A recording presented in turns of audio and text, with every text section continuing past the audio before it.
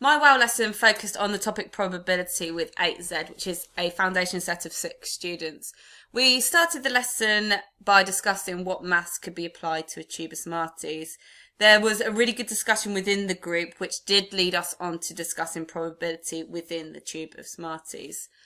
With this in mind, we moved on to focusing on the probability of picking a brown Smartie, then on to the probability of picking a orange or a yellow Smartie, and then eventually the probability of not picking a blue Smartie.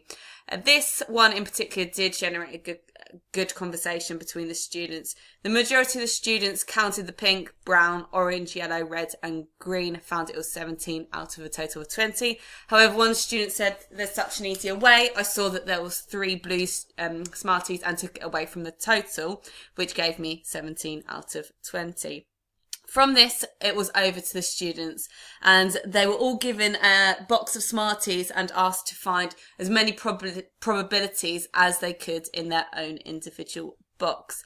The students were really engaged in the activity and really enjoyed this task.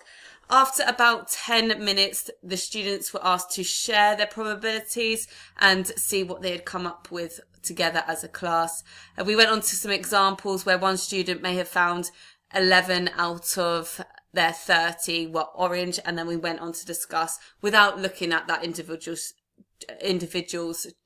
box, what is the probability of not picking that certain colour. After this, we moved on to probability at the races. So we had the Chesterton Community College Cup. The students were given this slide, so it had a carousel of horses.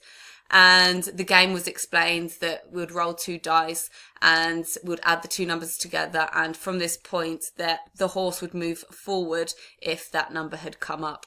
So they were all asked to pick an individual horse and write it down on their post-it note, and they had to give a reason why this horse they thought would win. And then we assigned some horses, so each student had 2 horses each, and then we went on to play the game.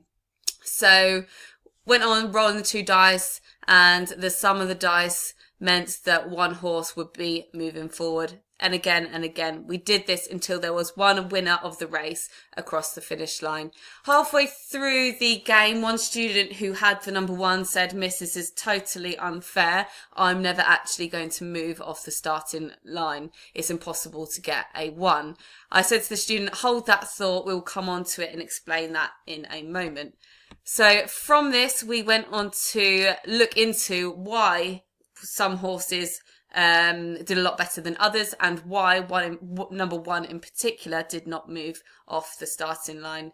So we explored the sample space diagram, and students were again really engaged and really impressed that they could apply their maths to a horse race.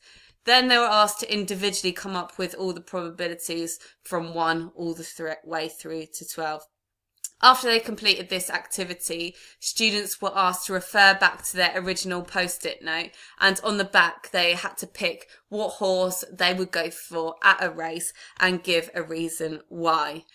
At the end of the lesson, these post-it notes were collected in, and it was really evident that the students had realised that the number 7 was most likely, and they'd actually used the mathematical language and given the probability of number 7 winning the race. All students were really engaged throughout the lesson, and it did go very well, and they've mentioned it since that they want to play the horse race again.